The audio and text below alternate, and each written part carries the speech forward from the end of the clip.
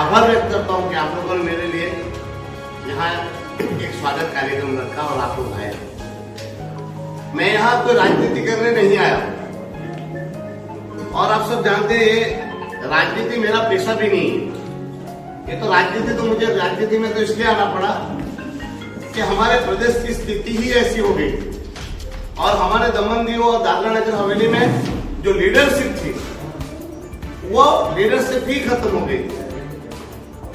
तो लीडरशिप खत्म हुई तो मुझे वहां यहाँ लीडरशिप लेने के लिए आगे आना पड़ा।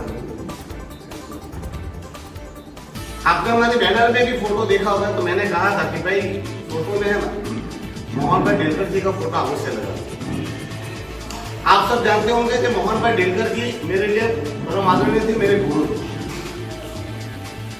काफी लोगों को ऐसा भी लग रहा होगा कि सिलवासा में क्यों इंटरफेयर कर रहा है। तो जब मैं सांसद नहीं था तभी भी मैं सिलवासा रेगुलर आता था।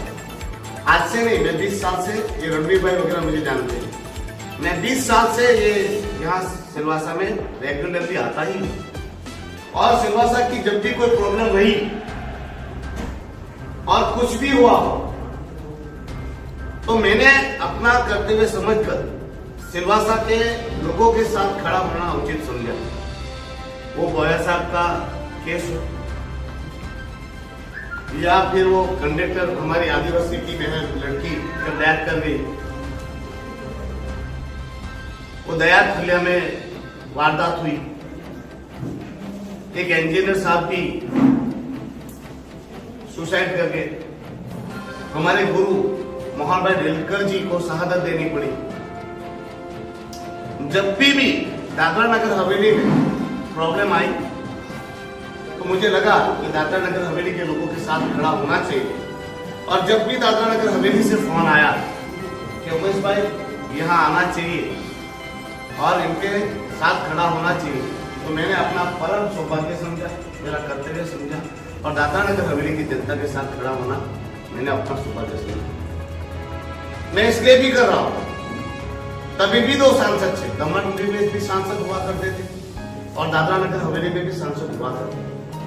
तभी भी मोहन भाई डेलकर दादरा नगर हवेली के सांसद होने के बावजूद जब भी दमन दीव में हमारी लीडरशिप वीक हो जाती थी या हमारी लीडरशिप घुटने टेक देती थी, तब मोहन भाई डेलकर के पास हम आते और उनको कहते थे कि मोहन भाई ये प्रॉब्लम है।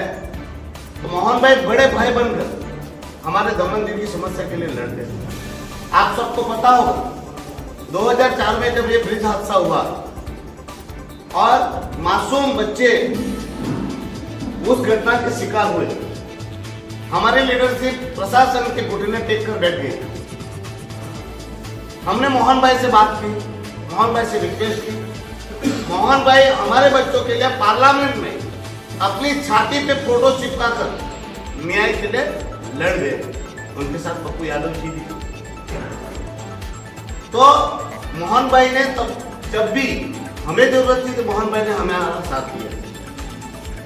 अब हम मेरा नहीं कर सकते कि दादरा नगर हवेली की जनता को जब भी जरूरत पड़ेगी तब मैं आपके साथ खड़ा और ये विश्वास दिलाने आया, मैं ये विश्वास दिलाने आया हूं दादरा नगर हवेली की जनता को कि आप डरिएगा नहीं, घबराइएगा नहीं। आपका सांसद भले घुटने टेक के बैठ जाए, दमन दीव का सांसद भी आपका ही सांसद। आज मुझे पता चला कि यहाँ पर भी सांसद जी और उनकी टीम को बहुत दुख हो रहा है कि उमेश पटेल यहाँ क्यों आए। तो उनको पूछना चाहता हूं, जब मोहन भाई की शहादत हुई थी तभी भी तो उमेश पटेल आया था, तभी भी तो उनको जिताने के लिए भी तो उमेश पटेल आया था।